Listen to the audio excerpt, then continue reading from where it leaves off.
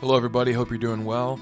I'm going to continue on today with walking through my trip to Israel, and it's gone a little bit longer than I thought it would. It's taking more time than I thought it originally was going to, but I've really enjoyed it, and I'm just trying to not leave anything out that might be of interest to people.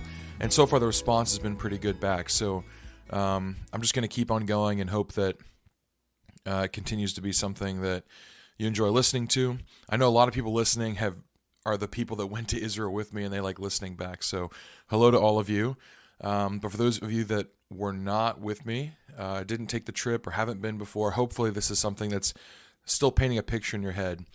Before we get started, though, I do want to give one update and answer two questions. The second question is kind of going to lead us into our episode today. The update is that I started this project, Truth Be Told, as a podcast, and even though I did do some video stuff, specifically with interviews that I'd love to do more of as time goes on, the podcast has kind of been the bread and butter of Truth Be Told. And that's still going to probably be the case, but with how popular video is lately, I've decided to start my own YouTube channel as well.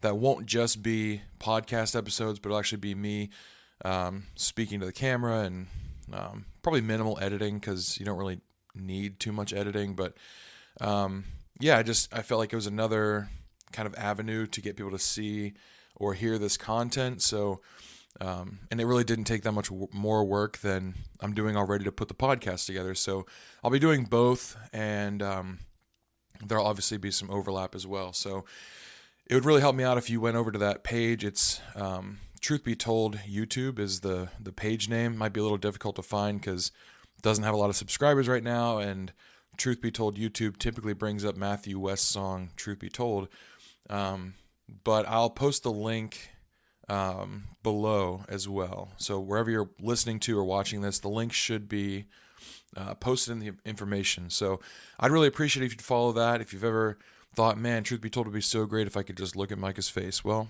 this is exactly for you. I'm not sure who that person would be that thought that, but this is for you. So there's a YouTube channel, and that should be, I'll post once a week there, just short little videos. So hope you guys like that. As far as the questions I received, one question was about my note-taking process when I was actually in Israel. So these are questions that are based off of these episodes specifically. And someone asked me, like, well, what did you do to take notes? This is a person that's well-traveled, and they go to different places, and they were offering encouragement of the episodes and everything, which is great. But my answer was pretty much, it was a good question. I thought, I should maybe address it on here. I do think that note-taking is important, but sometimes I find that it can hinder me, in like just paying attention, I guess. I know for a lot of people, taking notes helps them pay attention. For me, I kind of almost have to do it after the fact. Otherwise, I don't know, my attention's kind of lost in getting every word down, and then I'm not actually retaining anything. And I know that I rarely go back and study the notes. So typically what I tried to do in Israel was I only wrote notes like towards the end of the day. If I was like laying in bed studying for the next day, trying to see where we were going, I would go over the current day and just write out little notes of where we had toured that day and little things I wanted to remember.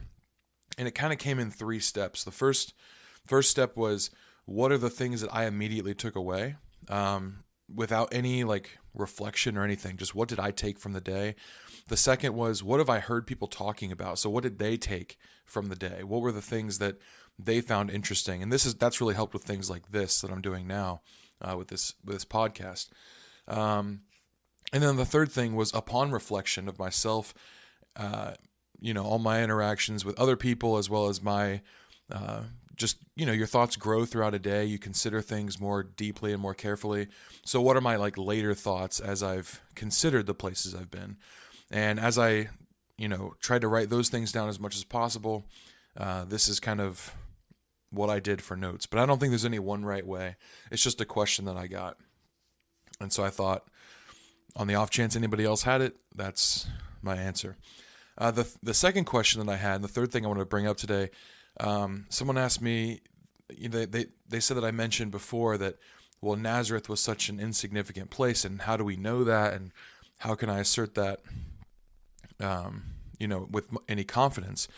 And I thought it was a good question, because it's tough. There's some things where it's like, even when I'm there, the guides are just saying things, like very dogmatically. And so, or some things that you've learned a long time ago, and you're like, well, this has just become common knowledge to me, but it might not just be readily available information to everybody. So that's going to lead us into today, because the first place we did go that I haven't covered yet is Nazareth. So if you remember last time, if you want to check out those episodes, I do recommend it. But last time we ended the day in Zipporah, or Zipporus, or Sepphoris, depending on how you say it. And this was like the city set on a hill, a grand, much larger populated, kind of more, just higher population, but also like it has a lot of stores and wealthy people, and has a theater, and so it's a little more built up, and it's just across the next hill from Nazareth. And so the whole day our guide was comparing these two places. And when you get to Nazareth, mainly the way that you can tell that one is small and one is not is the ruins. I mean, when you get to Nazareth, there's just not a lot left. There's not a lot there. And they've dug there extensively because, historically this is the place where Jesus would have lived. And so it's an important place, and they, the people that live here definitely want to find those things, and it brings some renown to their area. So the better they preserve those things, and the more study they do into what went on there, the more they can share with people, the more people want to travel there, and they rely very heavily on tourism. So the ruins there in Nazareth are just really, really small and insignificant in comparison to what we saw in Sepphoris. So that's one way. Another way that we can back this up is in the Bible. There's one specific verse that keeps coming to mind that ended up being kind of an important verse to me as we walked through Nazareth, and that is when Christ kind of comes on the scene early in his ministry. The question is asked, can anything good come out of Nazareth? And that's actually asked by one of his disciples. So even someone who eventually would follow Christ wholeheartedly, devoting their life to him, initially was really hung up on this idea that nothing good can come out of this little, tiny, insignificant, unimportant city. And so not only is that supported by the archaeology, but it's something that we can see from Scripture. And also, even just the name, Nazareth. So it means branch or shoot, and or like branch town, with eth meaning the town part, and Nazar meaning branch or shoot. And it indicates, it's not just a literal, it is a literal translation, but it's not necessarily only literal, because it could also indicate like small beginnings, or, like a branch, or like a shoot of a plant. It's just small, but it's a start to something. And so you can almost imagine people naming this town, and they think, we've got a nice little start here. This could grow into something. And then over time, that same name begins to kind of be a mockery to the town itself. I think, in my town where I'm at in central Ohio, we've got a place called Whitehall just down the road. And the name Whitehall sounds very upstanding and clean. It's like a very pure kind of name. But then you go to Whitehall and it's a little bit sketchy. So the name kind of takes on an ironic factor over time. And so I kind of think of this when I think of Nazareth, or branch town, or small beginnings. It's something that initially might have been very quaint, and people were like, oh, this is like such a nice place. And maybe the people that lived there did love it, but it wasn't of great reputation, and it didn't have a great reputation later on. So this name kind of took on a little bit of a mocking tone when people referenced it.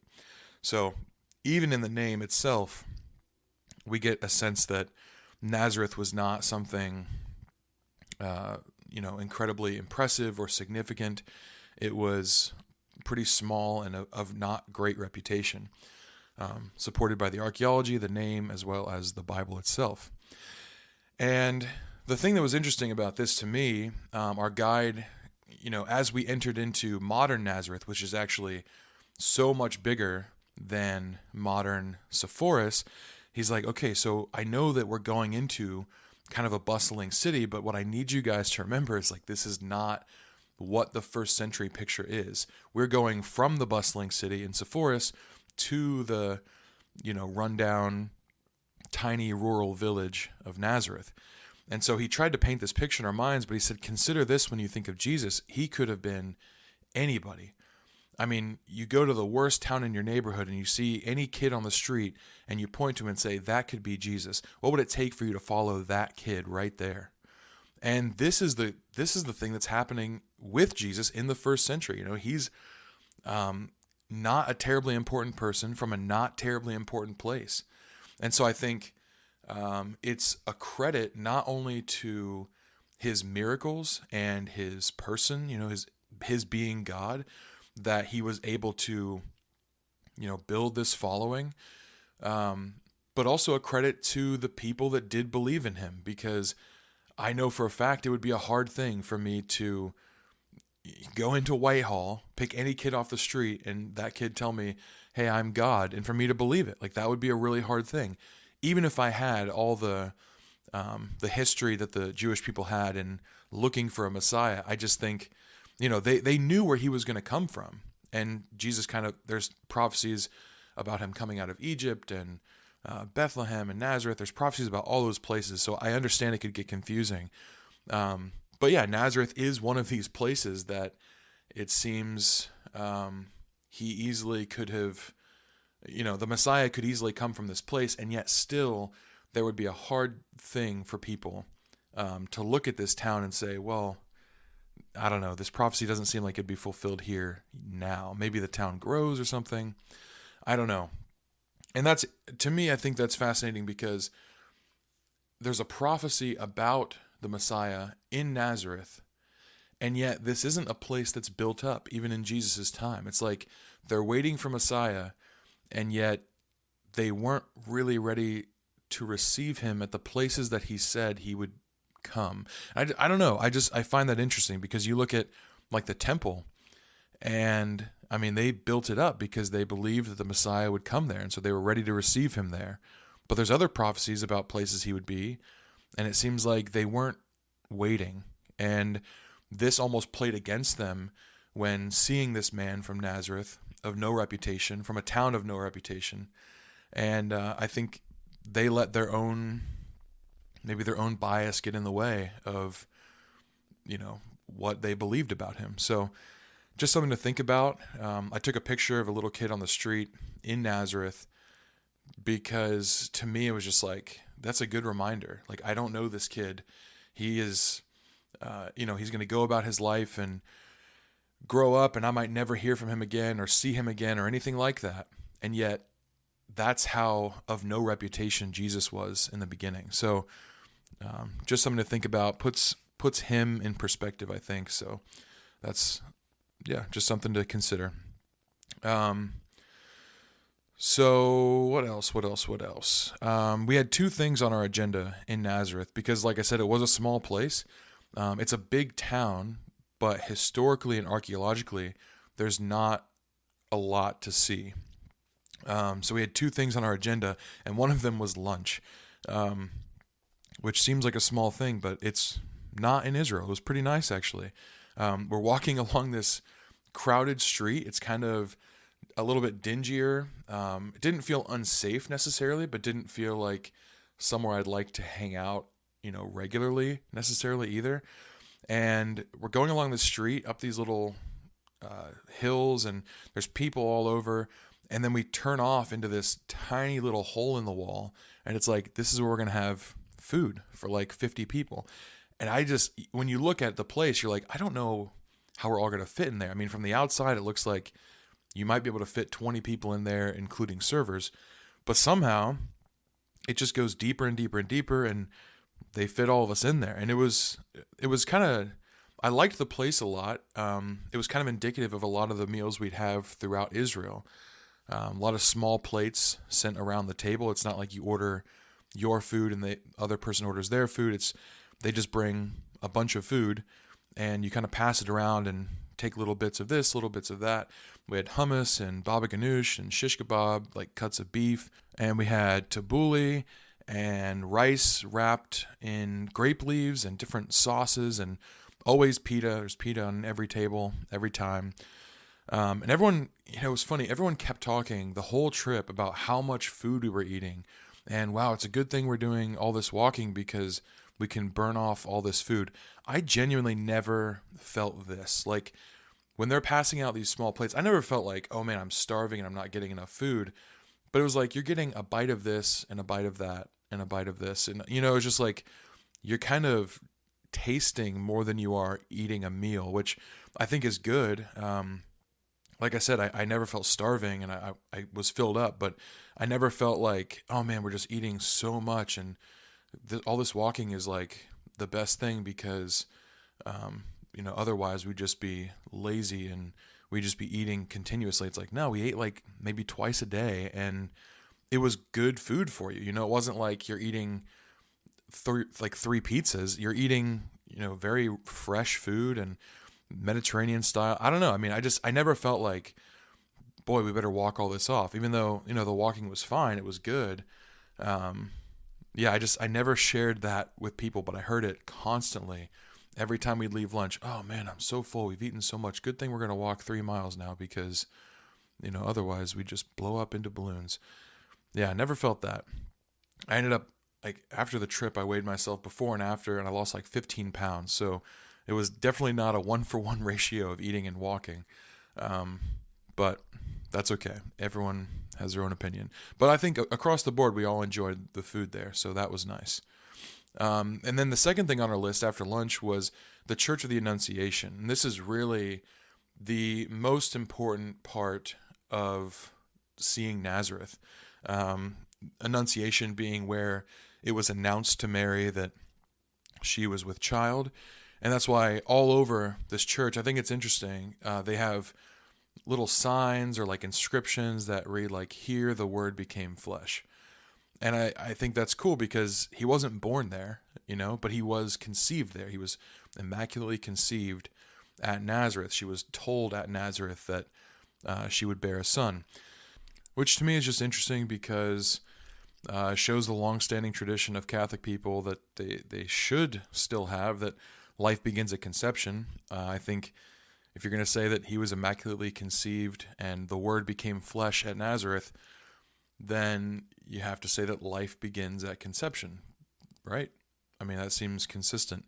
You don't always see that, but I think we should try to be consistent. So, just something interesting. We do talk a lot about Bethlehem, and I'll talk about that later on because we did get to there as well, a different day. But, that is where we think like Jesus came into the world. And it's true to a point, but I do believe life begins at conception. So Nazareth, very important place if this is where Mary was told that she had a son. So, anyways, not to get political, but just something, it was something very prevalent in this church. And so I thought, I'll bring that up. There's a beautiful cathedral. Often I like to visit cathedrals personally. Some don't love going. They feel like if they're not Catholic, then they have no business seeing them or celebrating them. I feel very differently from that. I'm not Catholic, and definitely a lot of evil has been done in the name of Catholicism. I think they, honestly, for lack of a better word, I think they bastardize Scripture and the requirements of the church, and I think one day they're going to be held accountable for that. That's really all I'm going to say about the negative aspect of the Catholic Church. But I do think that there were also good people brought up under that system who really believed with their whole heart that the work they were doing for the church, they were doing for God. And so they tried to do their best. And this is consistent with what I read about the builders of these cathedrals. This really just puts me in that mindset because these weren't always like bishops, priests, cardinals, popes. These were builders, artists, and they were offering what services they had to make something beautiful that they thought God would be pleased with. And even the ones aware of the financial toll they were putting on the poor that some of these cathedrals were built up with, sometimes they genuinely, or so it seems, thought that they were doing this for the poor to be able to connect with the heavenly. So I think even in times when you could look back and say evil was done, I think sometimes the people behind it, at least the builders, the people creating the art, really believed and had good motivation for building these things, thinking, this is somewhere that the poor can come and connect with their God, and that's an important thing, so we're doing them a service. And I think there is an art behind this, and I do think you can see it even in the building of what they did. You go into these cathedrals, and intentionally, your eye is drawn to certain places, mostly upward in awe of heaven. And these are also centers for beautiful art depicting biblical scenes, which were honestly some of the primary ways the poor could even understand biblical stories because they were mostly illiterate. And so to me, it almost seems like cathedrals acted a tiny bit as like a midway between a synagogue and a modern church. I'm not saying that I would have gone to Catholic Mass or like that would have been the right thing for me to do, but I'm saying as far as a building goes and its functionality, in a synagogue, we think of it like a church because we're thinking through modern lenses, but it was really like a town hall. And it is where they had services, but it was also where they had books and scrolls, and people would go to learn, and they would go to gather as a community for different things, maybe meals. And so it was a lot more than just a gathering place for church services. And the same is kind of true for all these ancient cathedrals that are just incredible because we look at some of the stained glass or pictures on the wall or different reliefs done in marble or whatever, and we think, okay, well, that's just, fanciful and kind of maybe gaudy a little bit. But in a lot of cases, this was the place that a person who couldn't read scripture would come to understand and get a picture in their head of what was happening in the biblical story. So now you could argue that that's wrong because the heads of the Catholic Church were, trying to keep scripture kind of veiled, so they were the only interpreters. That's true. But I do think some of the people that built these places were trying to do a good thing and trying to expose the general public to the story of the Bible, the awesomeness of God, the awe of God. So that's why I go to these places, and I think they're amazing. And I think some of the tradition behind some of these cathedrals, specifically in Israel, is important, even if we're not 100% sure that this is the exact place that this exact thing happened. And I'll get into that in a second. I still think that it's cool to see, at least from a tradition standpoint. So say what you will about that, but that's kind of where I stand. And all this to say, I still appreciate seeing cathedrals, and I think they're worth going to see, if nothing else, just for the effort people underwent to pay a certain respect to a site. I do think it's a credit to the builders, and I think also a credit to the people that truly believed these were the specific places that things happened. These were truly the historical sites of whatever events. Whether they are or not, I can't say always, but they believe that they were. And I think that is something. That's still a historical thing to go and witness and appreciate. So my big concern at this place, because this was kind of the first place that we were going to see that was connected to one of these cathedrals. And I wasn't sure how that merge would go. Like, how do you connect? How do you cover over archaeological ruins and historical findings with a church and not somehow ruin the ruins? I don't know how else to say that, but how do you maintain the integrity of these historical sites if you're building a church kind of over it or amongst it? And I just wanted to see how that balance was, because this was my concern. I was like, man, this feels wrong. I'm much more concerned with the archaeological site than I am the building or the church, even though I do appreciate the church. And so initially this felt too far to me until I walked into the building, and then I was actually pleasantly surprised. So you get to this church, And there's a beautiful steeple. It's all like very white stone everywhere, very tall building.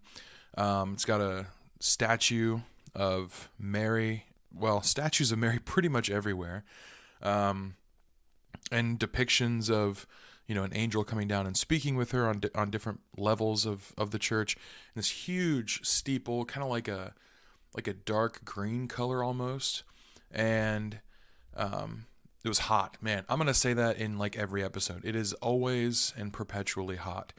But we're gonna go into a church, so that wasn't a huge deal.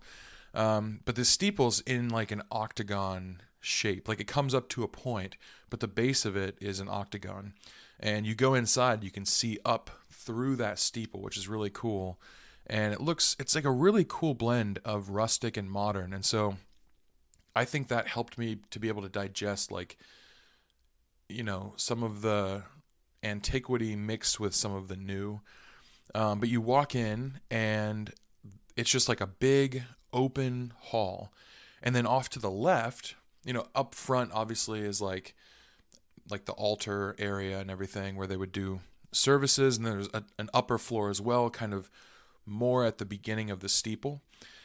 And off to the left on the bottom floor, you can see there's a line, first of all, a huge line. And there's a tiny little structure made of stone. And you can tell where some of it's been built back up, like reconstructed, and you can tell what's original pretty clearly. That wasn't always clear in certain places, but here, looking back at my pictures, it was fairly clear.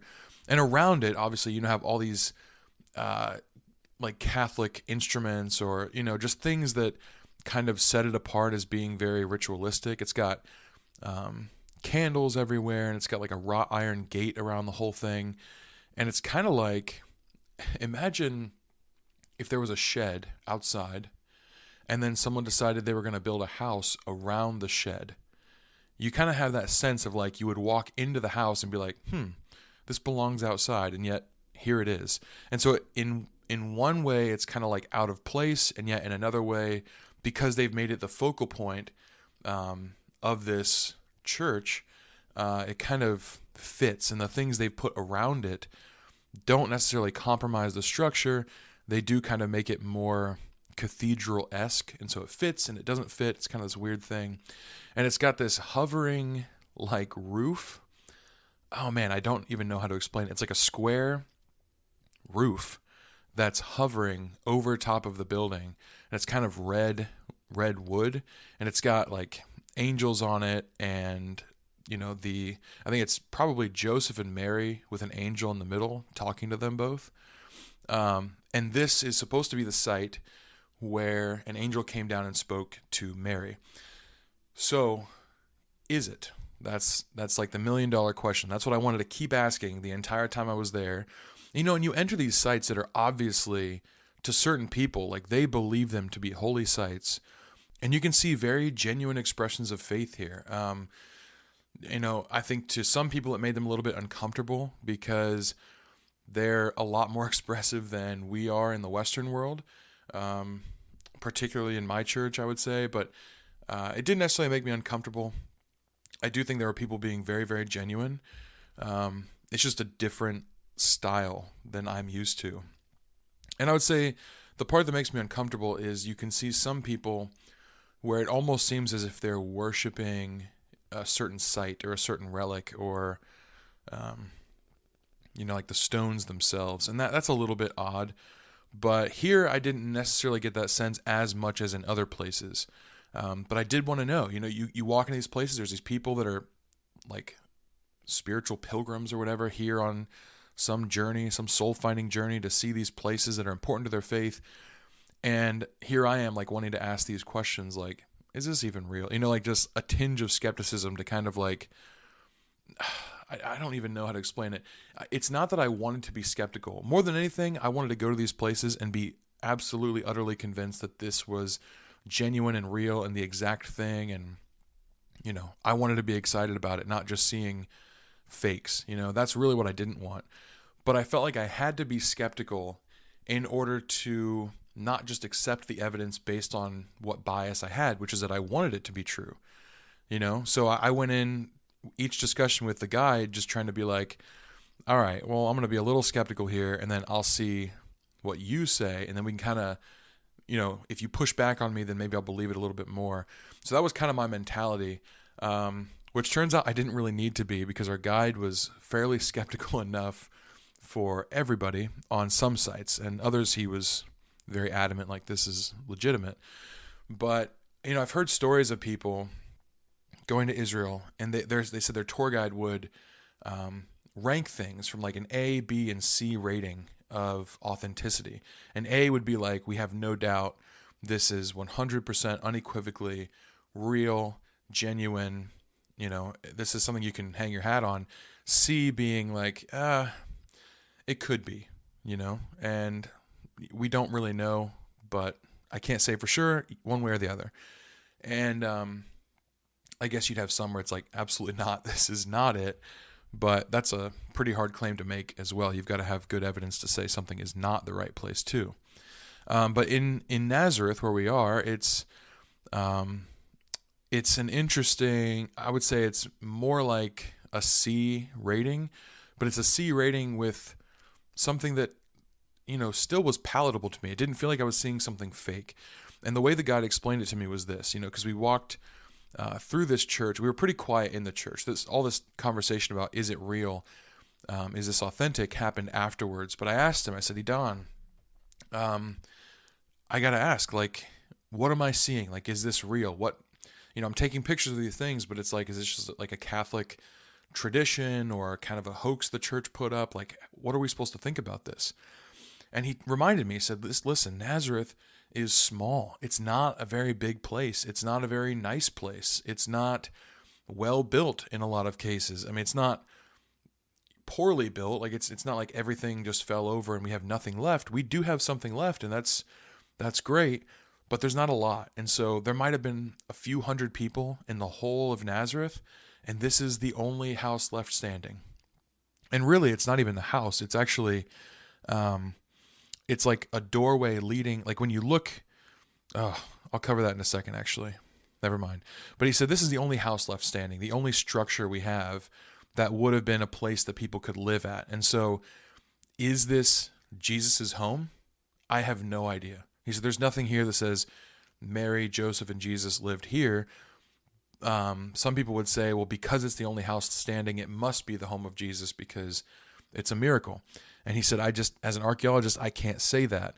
And he said, but it is one first century home out of like the 100 or so that would have been here. So, those are your odds. And to me, that felt pretty good, actually. 1 out of 100 shot that Jesus would have lived in this home. And if he didn't live in it, he saw it, like I'm assuming if this is truly a first century home, he said it does date to the time, then this would have been something Jesus passed by before. And that to me still connected me to the biblical story, even if, the angel didn't come right here to speak with Mary and all that, like the Church of the Annunciation says happened, then it's still impressive. This was the town of Jesus, and I'm witnessing a first century house, even though it's surrounded by all this church, this is a historical archaeological site. And so that was cool. Now I'm going to go kind of past it, if you will. Like I'll go into the church and then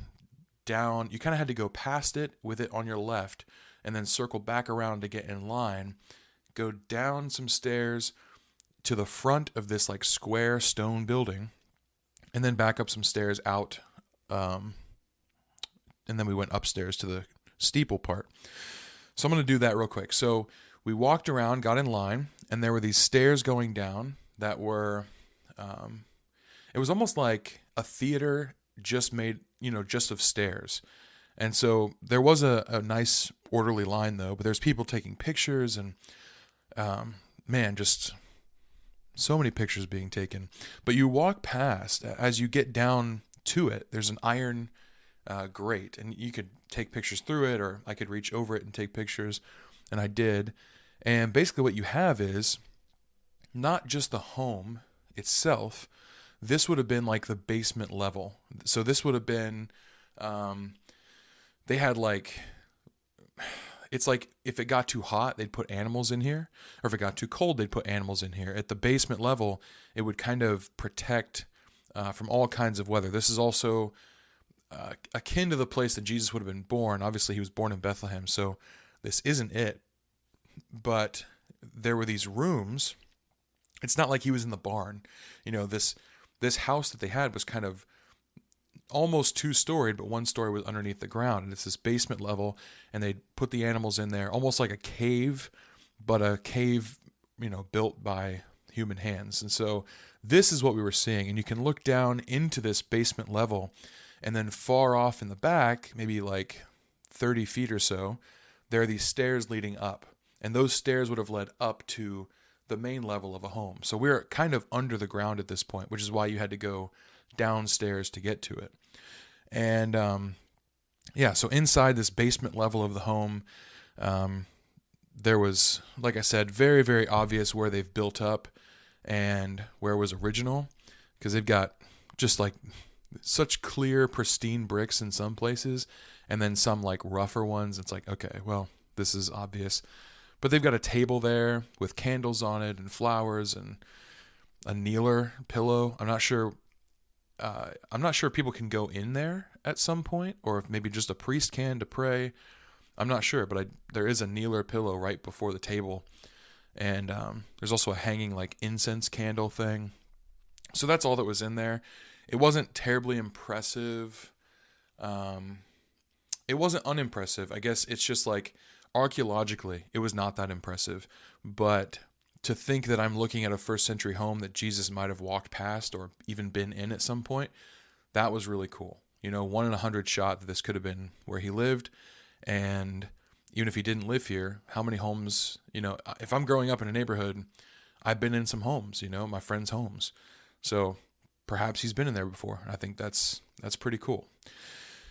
So after that, we ended up going upstairs into the kind of steeple-ish area, kind of the base of the steeple, actually, more like the tower part of the steeple. And up here is where they have like a more fully fledged church. There's nothing necessarily archaeological about this top half, but it is beautiful, all in this octagon shape. And all around the walls, they have these murals of Madonna and Child, so Mary and Jesus, and they're all different. And I guess what happened is this church commissioned these works of art from different nations to kind of do a painting or a mural representative of their country's art style. So that was really cool. And they were not just different in style, but different in composition, because some of them just had Mary and no Jesus. Some of them had Mary, Jesus, and angels. Some of them had Mary and Jesus as like a boy. Some of them had him as a baby. And it was just really, really different across the board. And I thought that was interesting. The American one that I saw, our guide pointed it out, kind of reminded all of us a little bit of the Statue of Liberty. It was very geometric. Mary was kind of silver and had all these shapes comprising her whole body. And so that was kind of cool. But there was also like more tribal looking paintings, or there was, Mary and Jesus as like classically Asian people, and that was interesting. So yeah, just all around this room, they've got these different murals, and honestly, each one truly was beautiful.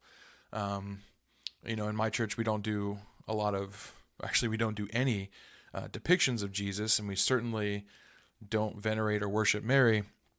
But from an artistic standpoint, these were beautiful paintings. So each one was really cool to look at. I kind of wish I had gotten pictures of all or most of them, but I didn't even get pictures of many of them, to be honest. But yeah, so that's what we saw up there. We didn't spend a whole lot of time up there because, like I said, there's not a lot of archaeology there. But it was worth seeing just if you appreciate those, cathedral style things. And our guides kind of, like throughout the trip, they kind of learned like we're not Catholic people. And, they're guides. They don't know exactly what you specifically want to see. They're there to take you on a tour. And so, they did. And they were really, really great with how they, I don't know, they could read a room really well and just be like, okay, they're interested in this, they're not interested in this. Let's move on a little quicker from here, and we'll have more time there. So they did a great job. And here we just, at the top of this church, we didn't really spend a ton of time. So then we left the church, and on our way out, he took us down to a lower level that was kind of underneath the church. And this is where all the actual ruins were of Nazareth. And so you can see, again, not much, but all the streets that Jesus would have walked on. And that was really cool. Even though we spent like 5 seconds there. Yeah, it's just really cool how they were able to, they had their church, but they didn't ruin anything. They didn't mess with any of the archaeological site so much that there's not something preserved there. And it's almost like this entire, from our vantage, this entire church complex is on stilts over top of this archaeological site, with obviously the main site being this house basement structure, which would have been one of the only dwelling places left after this long from first century Nazareth. And so that's pretty much all we saw in Nazareth. But it was very cool just to connect. This was our first kind of connection to biblical Jesus. Even though at Sepphoris we had some discussion about him, this was the place where the Bible speaks about this place in connection with Jesus Christ living here on this earth. And so that was really, really neat and definitely worth seeing, despite being a pretty quick stop along the way. Because like I said, archaeologically there's not a lot here, even though spiritually it's a very important place for Christians, I would say. Okay, so then after Nazareth, we got back on the bus, and we had 2 stops left. We were going to go to Acre, or Akko, and Haifa. And Haifa is kind of like a coastal town on Mount Carmel. We'll get there in a minute, though. So we drove to Acre. And to get a little bit of a sense of where we were on the map, Nazareth is in the northern portion of Israel, I would say south, on the southern tip. If you were to go to the southern tip of Galilee and then go immediately west from there, kind of in the middle between Galilee and the Mediterranean, that's where Nazareth sits. So kind of in the middle of the country, but in the northern part. And Acre is north of there, so you go right up the middle, with Galilee would be on your right towards the east, and you go north, and then you go straight over to the west, right up against the Mediterranean, and there is Acre, or Akko. And it's interesting because when we're here, often, especially in the beginning of this trip, I didn't really have a good orientation of where I was until much later in the trip. It wasn't until I got to southern Israel that I kind of started to realize where things were in northern Israel. I wish I had kept a better track of that as we went, but, such is life. But we went to Acre, and it's one of the farther north places that we ended up going. And this was, to go from Sepphoris, which had very close Jesus ties, and then Nazareth, which had incredibly close ties to Christ. Acre, to me, felt like a bit of a disappointment, even though it is not by any stretch of the imagination. But what happened in Acre, biblically, it's in the Bible. The town of Acre, or Akko, it's also known as Ptolemais in the Bible, and I'll talk about that in a second. It is mentioned, but it's just not as drastically important as somewhere like Nazareth. And so when you get there are places where you can kind of see the layers cut out of archaeological digs where, they've clearly shown that biblical things did happen here. There is a first century layer, but, I think even layers before that. But the one that they've chosen to preserve here is more the Crusader layer, because it's just a really, really well-preserved part of that history.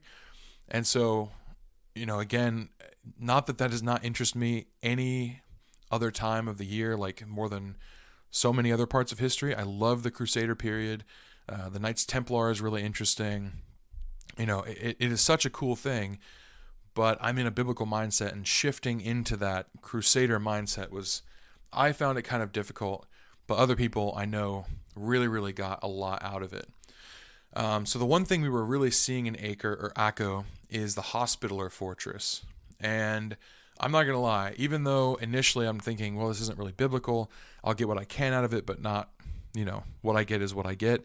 This was a very impressive place. This was just well built and interesting history and cool little places to climb around in. The whole thing was really, really neat. And the Hospitaller Fortress was the fortress. I mean, man, this is going to sound so stupid to say, but it was the fortress of the Hospitallers. And these Hospitallers were known as the Order of the Knights of St. John. And so these are kind of like warrior monks, and they would help pilgrims on their journey to the Holy Land. So they would protect them and care for them, and give them as much ability to heal as possible if they could, like, bandage wounds or whatever. This was kind of a safe place for people to travel to. And the Hospitaller Order would go out, and they were warriors, but they were primarily used for protection and aid. So I like that mix. Just shy of like a warrior poet. I think that's pretty cool, but warrior protectors or warrior aids. And I think that's pretty cool. So we're there, and it's a huge, huge structure. This is a port city, like I said, on the Mediterranean. And, anytime we're near the water, that's pretty cool. This place also has like connections to Napoleon. It's one of the few places that was able to turn him back from the water. So that's really neat. And everywhere in this whole fortress, I mean, it really does give you the sense of a fortress. Like, it feels very well fortified, well protected. But there's these arches everywhere in a very, almost, I want to say, Arabic style, which I thought that was interesting. Just a lot of, different influence from different time periods. And we go into this fortress, and we saw everything there. I mean, our guide Idan told us everything. The reason, this was kind of funny, the reason he said this place is so well preserved is that when the Crusaders were eventually defeated and driven out of this place, the Muslim people that came in hated them so much that they refused to operate in the same area. They didn't want to use these buildings at all. And so they filled them in with dirt, just completely buried them, thinking they were kind of doing a disservice or like kind of a taunt to the people that had been here before, but actually ended up preserving it better than like any other Crusader site that exists. Because a lot of people, when they would defeat a place, they'd either tear it down completely, just level it, or they would use it. They'd inhabit it and kind of restructure a little bit to make it their own. And in doing so, pieces would be torn down. So then when you unearth it, it's kind of got too much of a mix of multiple people being there, and it's kind of hard to parse out which place is which place, and hard to date at that point. But this place, they thought they were doing them, a disservice by burying it, but it ended up preserving it better than anything. So that's why we have this fortress so well preserved. And when we're in there, our guide was talking about, he's talking about the history and everything. And then he says, okay, we're going to go ahead and go down to the crypt. And this was news to me. I didn't realize we'd be going down into anything. I didn't even realize what it was when he said it, to be honest. And so we're walking along, and he takes us off into this little like side door area, and it just gets smaller and smaller and smaller. This little like hallway becomes a tunnel, and man, I am cramped in there. Like, the walls were wet and we're going downhill, and I'm just like, man, this is like great preparation for Hezekiah's tunnel. Because honestly, I'd been nervous about that from the beginning. Like, I'm a big guy, broad-shouldered, tall. I don't know, I guess I'm just gonna wait and see if they tell me I can't go in. And here we are in this one place. I'm like, man, this itself is tight. And he didn't say anything about, he knew me at this point. He had seen me, our guide, he'd seen me, and he didn't say like, oh, this is gonna be tight. He didn't say anything. We just kind of walked in. And I personally thought it was really cool. Anything with the name crypt in it just like sounds cool, I think. So that was neat to me, but it wasn't like I'm thinking we're going to like catacombs or a tomb or something. I didn't really see any of that. It just kind of seemed like we walked through a tiny tunnel until we came out the other side of it, and then we were in other rooms of this fortress. But apparently there's a crypt somewhere, either along the way or at the end of it. I wasn't sure what that was. I was more focused on like, I hope this doesn't get any tighter because that's going to be tough. Turns out it was fine. And Hezekiah's tunnel was actually a lot tighter than that, but that's a story for a different day. But we walked through this, and it was kind of funny to me because I come out, and everyone that doesn't like tight spaces, that didn't realize we'd be going in there, is not happy. They're just like, I can't believe you didn't tell us that was going to be a tight place. I was claustrophobic in there. And they look at me and they're like trying to plead their case by using me as an example. Like, well, look at this guy. Can you imagine how he would have felt in there? That would have been miserable. He probably didn't want to go. And I'm just like, I thought that was really cool, actually. I mean, yeah, I had to duck and like not be afraid of getting my shoulders a little bit wet on the walls, but whatever. Like, that was neat. That was cool. That was interesting. Felt like I'm spelunking and seeing like secret hidden passageways in ancient crusader tunnels like that. I don't know. That to me was awesome, but a few people didn't like it. So from then on, they tried to be pretty clear about when something would be a tight place or when there was going to be a lot of steps. Even we had a lot of, I wouldn't say we had a lot of complaints, but when things like that happened, people wanted to be aware of what they were getting into in case they didn't want to do it. So, but my mentality, I was like, I just want to do everything. So I didn't have any problem, but it was pretty tight, and it was definitely not like walking through some of the grander halls in that building. It was very small, but still very cool. The last thing we did, we just walked through this big, we went from a tiny tunnel into like a giant tunnel, and we just kind of walked through. He continued to talk with us. At the end of that tunnel, I thought it was pretty cool. There's this beautiful painting, probably maybe 30 feet high or something like that, maybe 35. And it's, I read a few books prior to going to Israel, not because I was going, but just I happened to be reading them. And some of them were really, really detailed about some of the art that goes into some of these ancient sites, and it's up there for a reason. And we see it, certain paintings we would see in a cathedral or carvings or whatever, anything artistic. We look at it and it's like, yeah, it's kind of generally the same style as the other place we were. And I understand that there's elements that depict this thing versus that thing. So we know there's a difference, but we kind of gloss over it a little bit. And if you look closely, there's a lot of detail in some of these things, and you can kind of pick up weird questions can be raised if you look at certain things. So, for example, one book I read was about the Ark of the Covenant and the whole theory that, the Queen of Sheba and Solomon had a child and brought him back, or the Queen of Sheba brought him back to Ethiopia. So there's that whole story. And one person was like looking at these Templar church carvings and was like, I'm seeing evidence of this in the carvings, but other people are just walking by. Like, why would this Queen of Sheba be carved into stone right next to Solomon and Peter and Moses? And, there's a question there. But I would walk past it not knowing. And so I got to this painting and I thought, wow, that is beautiful. Like, it's huge, first of all, but also like the color was well preserved, and I'm sure it had been touched up.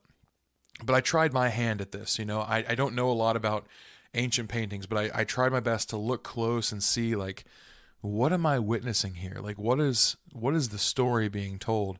And one thing I noticed that I thought was pretty cool is this isn't just a Crusader fortress. These are Templars, and that is a little bit different. There's a distinction there for sure. And the reason I knew that they were trying to depict, that this was a Templar place is there's a man, and he has what looks like almost like the world in his hands, and he is measuring out the world.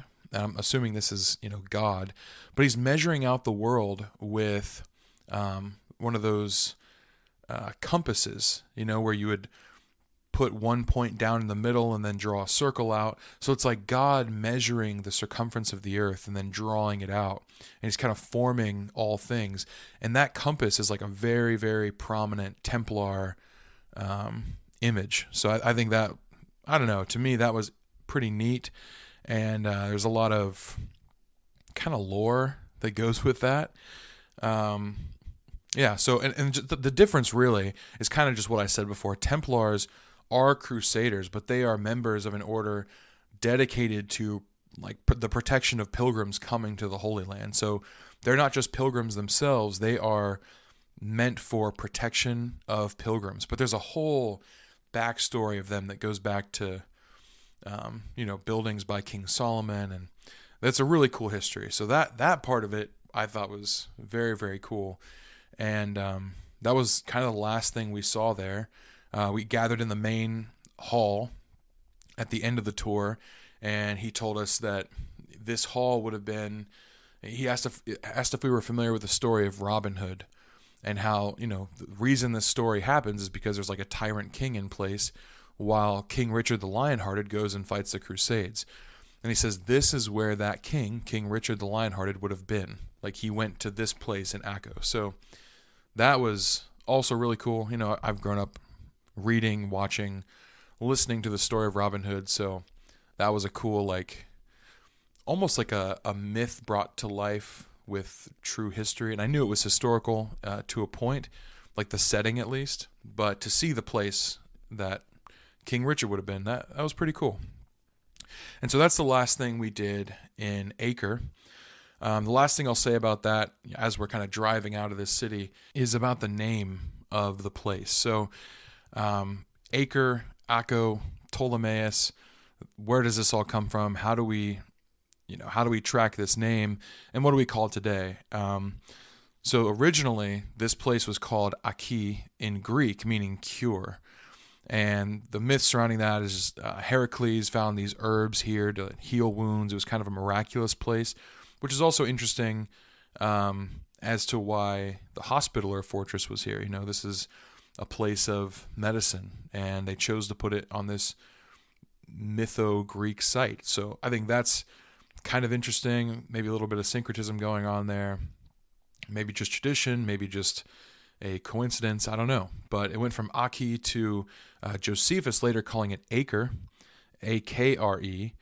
But prior to this time, when the Greeks were in charge of this area, not only did they call it Aki, but after Alexander the Great passed on, his kingdom was divided into under his general's control, one of them being Ptolemais, and this place is called Antiochia Ptolemais.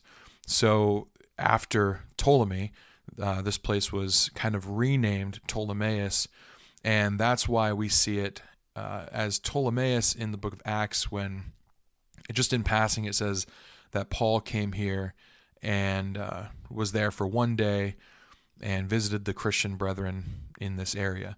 So we do have it mentioned here as Ptolemais in the Bible, but originally it would have been Aki, meaning cure, or Acre, and that's why today we have it as Acre or Akko. And I think Akko is the current name that you would see on all the signs everywhere, so that's just what it's called in the current world. But that's kind of how that name, we almost went Greek to different name in Greek to bringing it back to the original Greek with Josephus, from Aki to Acre. And now today we still remember that it's Ptolemais, but we still kind of follow that ancient structure of Akko or Aki or Acre. So that's why we've got the name. And it's funny, even when I talk about this place to people that were there, we're like, remember that day we spent in Acre or Akko? And we just kind of go through a list of names like a parent calling one of their children and going through all the names that they've ever named any animal or child. So that's kind of what happens with this place. But Akko is the current name, at least in the Hebrew pronunciation. Okay, so we are getting close to the end of this day. I'm definitely going to finish it today, so that's awesome. After Akko, it was running late. We had spent a lot of time in certain places over others, and we weren't sure how much longer we were going to have. And dinner on hotel time is very specific. So we were out, and it's getting close to dinner time, but we've got quite a long drive back to the hotel in Tel Aviv. So they gave us the option. They said, okay, well, we have one place left. It's Haifa, and it's south of Akko. Are we going to go there, or are we going to go back? And we just kind of took a poll. People raised their hands. More people wanted to go with the potential for missing dinner, and some people wanted to go back. So we took some from the other bus onto our bus, and then a few people ended up just going home. And really, Haifa wasn't, we didn't even really do anything. We just kind of drove through it. It's on Mount Carmel, on the slopes of Mount Carmel. And so that was a reason I wanted to go. I wasn't sure how much time we were going to get on Mount Carmel. So just to see it, even in its modern form, I thought, all right, well, like I said, I'm going to say yes to seeing as many things as possible. So I don't care if I miss dinner or not. We're going to go. So we stayed on the bus, and our bus was the one that decided to go. And really, I'm not 100% sure why people didn't, because yes, I mean, missing dinner wouldn't be great. It's nice to keep up your strength after walking in the heat all day, but you're kind of already north and you have to go south anyways. So it just depends on if you're going to go beeline south to the hotel, or 15 minutes down the road south and then beeline for the hotel. So it really wasn't terribly far out of the way. And I'm not sure that we ended up getting dinner, so it was fine. It was just they weren't sure. So I don't know. I wish more people had taken the chance and we had just all gone. But really all we did there's not a lot to say. All we did was drive there. He told us about things on the street. This is a very modern town, Haifa. It's got just a lot of businesses and buildings and young people and things to do. And so there's very little to see here, historically speaking, at least in this specific city. But the idea was to go up to the top of Carmel, looking down Haifa, because Haifa's kind of on the slope. And so looking down on Haifa and over into the Mediterranean. And that's what we did. And we just kind of took a picture up there and then left. The notable thing that we saw there was the Baha'i Gardens.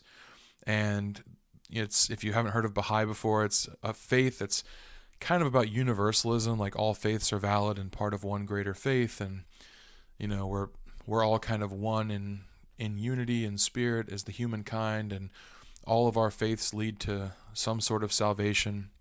It's kind of a newer religion, I would say. Newer in the sense that it's not as old as Christianity or Islam or Judaism, which aren't themselves in the forms that we see them today, aren't quite as old as like Buddhism or Hinduism, even though, I believe that God's way permeated all of that all the way back to Adam and Eve. So, I would say it's new in comparison to a lot of world religions.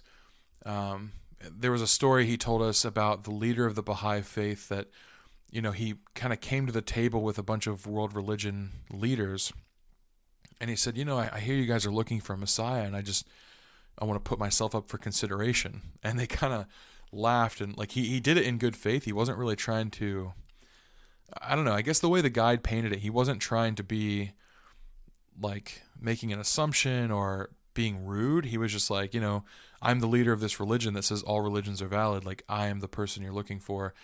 It didn't seem to be as egomaniacal as other people who have claimed to be Messiah. More can you guys just work with us? And didn't go well. I mean, Baha'i is not a militant religion by any means, so no one really has a huge problem with them.